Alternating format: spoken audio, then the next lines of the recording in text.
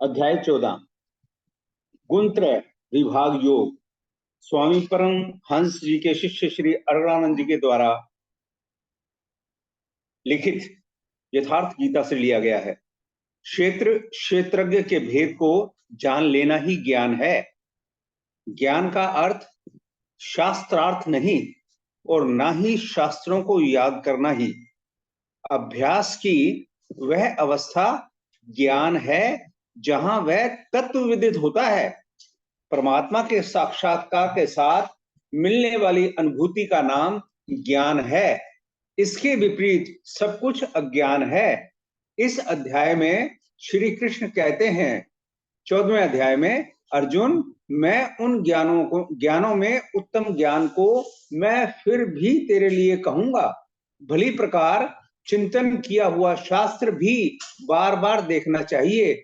ज्यों-ज्यों आप साधन पथ पर अग्रसर होंगे, इष्ट में प्रवेश पाते जाएंगे, त्यों-त्यों ब्रह्म से नवीन नवीन अनुभूति मिलेगी।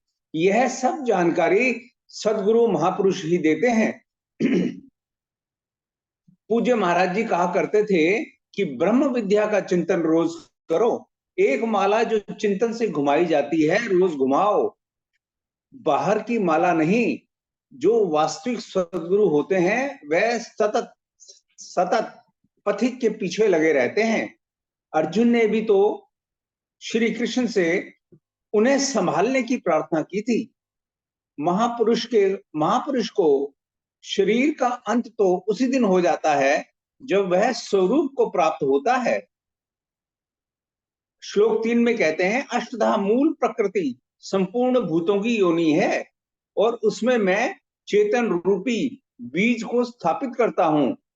उस जड़ चेतन के संयोग से सभी भूतों की उत्पत्ति होती है। जब तक जड़ चेतन का संयोग रहेगा, जन्म होते रहेंगे। निमित्त तो कोई ना कोई बनता ही रहेगा। चेतन आत्मा जड़ प्रकृति में क्यों बन जाती है? सत्वगुण, रजोगुण, तमोगुण प्रकृति से उत्पन्न हुए तीनों गुण ही इस अविनाशी जीवात्मा को शरीर में बांधते हैं। सत्वगुणी तब तक बंधा है जब तक परमात्मा का साक्षात्कार नहीं हो जाता।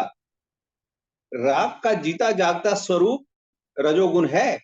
यह कामना और आसक्ति से उत्पन्न हुआ जान वह कर्म में प्रवृत्ति देता है।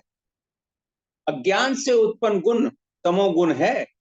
वह आत्मा को प्रमाद, आलस्य और निद्रा द्वारा बांधता है। मनुष्य का दिन रात व्यस्त रहना तमोगुण है। प्रकाश स्वरूप की ओर अचेत रहता है। अब बंधन का स्वरूप बताते हैं।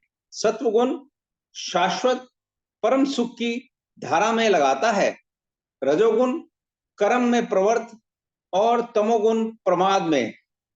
जब गुण ही एक हृदय में है तो अलग अलग कैसे विभक्त हो जाते हैं। जिस काल में अंतःकरण और संपूर्ण इंद्रियों में ईश्वरीय प्रकाश और बोध शक्ति उत्पन्न होती है, उस समय सत्वगुण विशेष वृद्धि को प्राप्त होता है। रजोगुण की विशेष वृद्धि होने पर लोभ, अशांति, मन की चंचलता, विषय भोगों की लालसा, यह सब उत्पन्न होते हैं। तमोगुण की वृद्धि में ईश्वर प्रकाश की ओर न बढ़ाने का प्रयास, संसार में मुक्त करने वाली प्रवृत्तियां, यह सब उत्पन्न होती हैं। सत्व गुणों वाली आत्मा दिव्य लोक को प्राप्त होती है। रजोगुण में शरीर छोड़ने वाली आत्मा पुण्य मनुष्यों में जन्म लेता है। तमोगुण में मरा व्यक्ति मूढ़ योनियों में जन्म लेता है, जिसमें कीट पतंगे आते हैं। सात्विक कर्म का फल निर्मल सुख, ज्ञान और वैराग्य आदि कहा गया है। राजस कर्म का फल दुख और तामस कर्म का फल अज्ञान है। प्रकृति का यह बैंक आपके अर्जित गुणों को मृत्यु के उपरांत भी आपको सुरक्षित लौटाता है। उन सबको आपको सही सलामत करके लौटाता है, क्योंकि ये सब आपके द्वारा ही किए गए हैं। अब देखें इसका परिणाम और कौन सी गति देती है। सत्व गुण में स्थित हुआ पुरुष उस मूल परमात्मा की ओर प्रवाहित होता है। राजस पुरुष मध्यम श्रेणी के मनुष्य होते हैं, जिनके पास ना विवेक ना वैराग्य ही होता है, बल्कि मनुष्य जन्म पा जाते हैं। तामस पुरुष अधोगति अर्थात पशु पक्षी कीट पतंग अधम योनियों को प्राप्त होते हैं।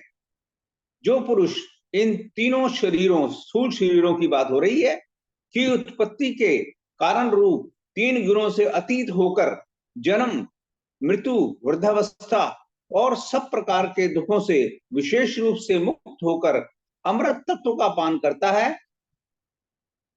इस पर अर्जुन ने प्रश्न किया कि किन उपायों से मनुष्य इनसे पार पा सकता है। जो मनुष्य इन तीन गुणों में विचलित नहीं होता और इनमें उदासीन रहे, तभी वह गुणों से अतीत हुआ जाना जाता है। जो सदैव आत्म भाव में स्थित है, सुख और दुख में सम है, मिट्टी पत्थर और स्वर्ण में भी समान भाव वाला है, धैर्यवान है, जो प्रिय अप्रिय को बराबर समझता है, अपनी निंदा तथा स्तुति में भी समान भाव वाला है, जो मान अपमान में सम है, मित्र और शत्रु पक्ष में भी सम है, वह पुरुष गुणातीत है, संपूर्ण आरंभों से रहित हुआ। ब्रह्म के साथ एक ही भाव हो जाना ही वास्तविक कल्प है।